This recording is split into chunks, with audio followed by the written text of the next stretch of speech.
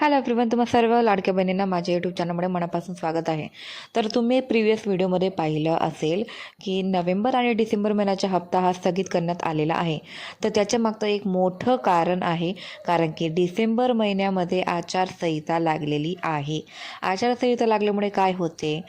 आचारसंहिता लागल्यामुळे सरकारी जे पण योजना आहेत त्यांना ते पैशांच्या बाबतीत फेरबदल करतात.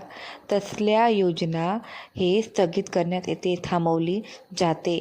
कारण की आचारसंहितामध्ये अशी मोठमोठे योजना असतात, ते थोड्या कालावधीसाठी जोपर्यंत आचारसंहिता संपत नाही तोपर्यंत अशा योजनांना थांबवल्या जातात.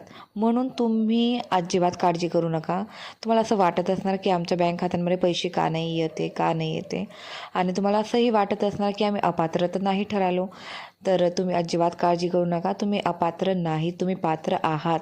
कारण की तुम्हाला ऑक्टोबर महिन्यापर्यंत रेग्युलर हप्ता आलेला होता.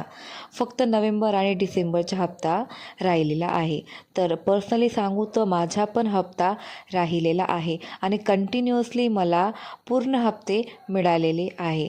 16 हप्तेपर्यंत मला सर्वच हप्ते मिळालेले आहे.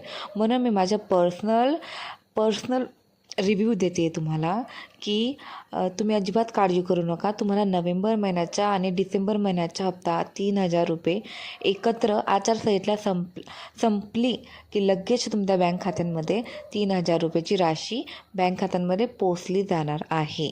म्हणून तुम्ही फक्त KYC करून घ्या, म्हणजे की तुम्ही आहात त्या लाडकी बहीण मध्ये तुमची नोंदणी झालेली आहे किंवा आधार कार्डसोबत तुमची जोडणी झालेली आहे.